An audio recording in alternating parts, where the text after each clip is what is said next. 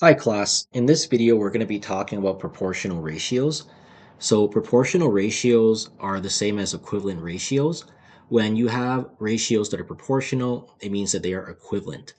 So in this example, I have a baking recipe uses 1 cup of sugar for every 4 cups of flour. So this is a similar example to what we used in our last video. Now we already talked about this example being proportional because if I change my cup of sugar to 2, let's say, then I'm going to have 8 cups of flour because I have to have consistency with when using the baking recipe. Now for A, it asks me to express the relationship between sugar and flour as a ratio, a fraction, a decimal, a percent, and to determine the constant of proportionality, which is represented with the letter K. So first, let's solve for the ratio. Since sugar comes first on the left-hand side, it's going to be a sugar to flour ratio. So what I'm going to do is I'm going to let S represent sugar, and I'm going to put that on my left-hand side. And again, whatever comes first in the sentence will be on the left-hand side. So sugar to flour, and I'll let F represent flour. So this will be sugar to flour. And since 1 cup of sugar is for every 4 cups of flour, this will be a 1 to 4 ratio. Now recall when you have a ratio, to express it as a fraction, you take the number on the left-hand side and place it as the numerator, and then you take the number on the right side and place it as the denominator. So the ratio of 1 to 4 is 1 divided by 4 as a fraction. And to express this fraction as a decimal, it would just be 0.25. And then to express this decimal as a percent, it would just be 25%. Okay, now moving on to determining the constant of proportionality. I'm going to let K represent the constant of proportionality, and the constant of proportionality is actually just for a ratio, the left-handed side divided by the right-handed side. So in this case, it's just going to be 1 divided by 4, or 1 over 4. For the constant of proportionality, you can express it as a fraction or as a decimal. And as a decimal, it's just going to be 0.25. Okay, great. So now moving on to our question in B here. Describe the cups of sugar as a multiple of the cups of flour. So in this case, notice that the word sugar comes first. If the word sugar comes first, it's just going to be a ratio where you have sugar to flour again, but sugar comes first on the left-hand side. In this case, I'm going to let S represent sugar. It's going to be equal to a multiple, meaning I'm going to have to multiply something to the cups of flour that I have. So in this case, to solve for this multiple, I know that I have 1 cup of sugar for every 4 cups of flour. So I'm going to write this down as 1 equals to blank number, which is my multiple, times by 4. Now, what number can I multiply by 4 to get 1? In this case, that number is 0.25. So my multiple is just going to be 0.25, which is just the same as my constant of proportionality. Another way to write this is I let S represent the cups of sugar. It's going to equal to 0.25 multiplied by my cups of flour. Now, the reason this is useful, this multiple, is because let's say I change my cups of flour to, let's say, 8 cups of flour. If I take 8 and I multiply by 0.25, I'm going to get 2. And that would make sense because these are proportional. And so if I have 8 cups of flour, I would now have 2 cups of sugar. So this sort of helps. Now for C, it asked me to write an equation in the form S equals to KF, and KF just means K times F. And then to determine the constant of proportionality K. Now we already determined the constant of proportionality, but this equation does have a purpose. So when you see the letter S and it comes first and it's not on the side of the letter with the constant K, it means this is going to be a sugar to flour ratio, with sugar being on the left-hand side. In this case, let's say I didn't do A or B, and all I'm giving is C. I'm just going to solve for it. So in this case here for sugar, I'm going to let 1 be equal to S, and I'm going to let F be equal to 4. And I don't know what K is right now. But right now, 1 equals to K times 4. And this is just a one-step equation. So I'm going to have 1 equals to 4K, which means 4 times K. Now you can solve this with guessing and checking if you'd like. So you can ask yourself, what number can I multiply by 4 to get 1? In this case, that number would just be 1/4 or 0.25. But if you don't know that, because I'm multiplying 4 by k, I want to use reverse BEDMAS and do the opposite. So since I'm multiplying by 4, I'm going to divide by 4. And what I do to one side, I do to the other side. So now on my right-hand side, I'm just going to get k because 4 divided by 4 is 1, so I have 1k. And on the left-hand side, I'm going to get 1 over 4, which is just 0.25.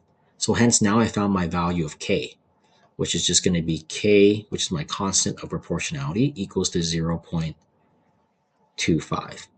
Okay, and now we'll explain in a different video how we can use this constant of proportionality to help us identify equivalent fractions. Now, but moving on, let's go on to D.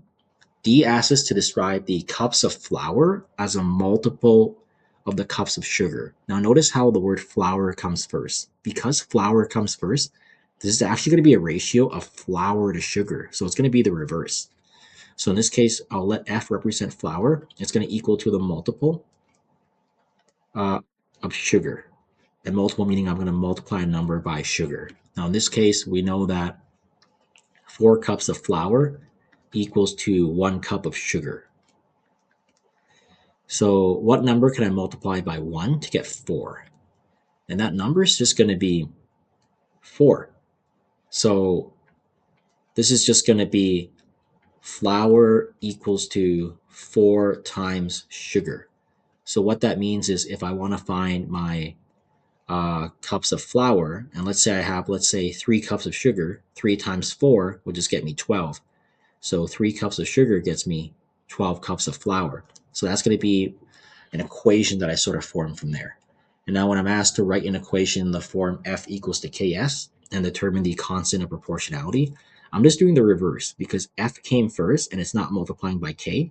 I know once again this is going to be a flour to sugar ratio.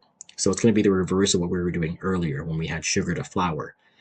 Now in this case, I'm going to let F equals to 4, and for 4 cups of flour, I'm going to have 1 cup of sugar.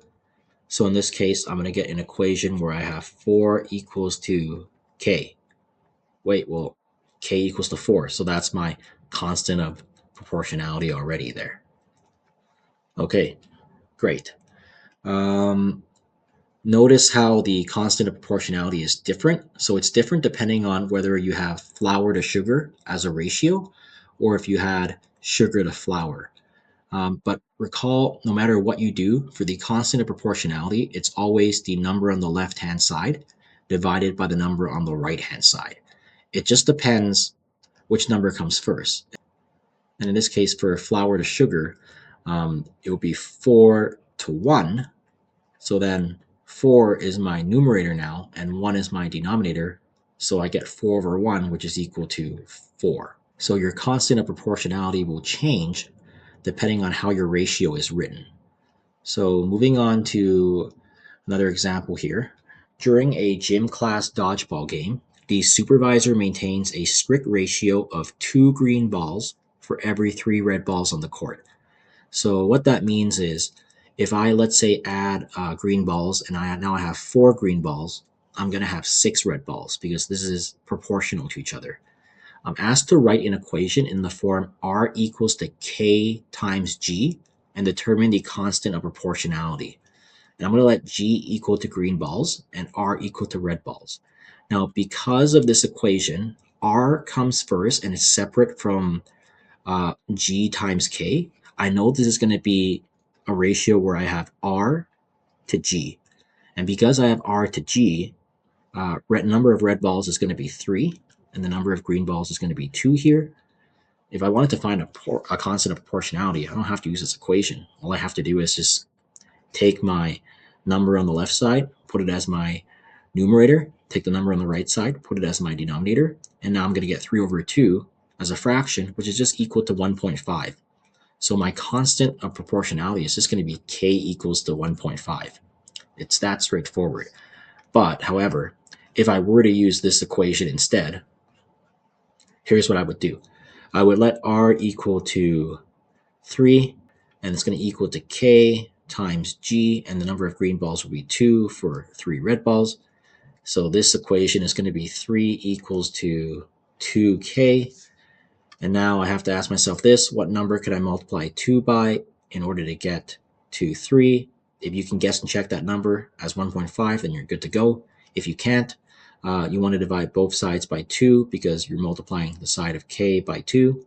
So what you do to one side, you do to the other. And now upon doing so, you're going to get K on the right-hand side, and then on the left-hand side, you're going to get 3 over 2, which is equal to 1.5. So at the end, you figured out that K equals to 1.5 using the equation method. But as you can see, if you can figure out the ratio from this equation here, then you can simply just take the number on the left-hand side divided by the number on the right-hand side and get the constant of proportionality as a fraction and as a decimal right away.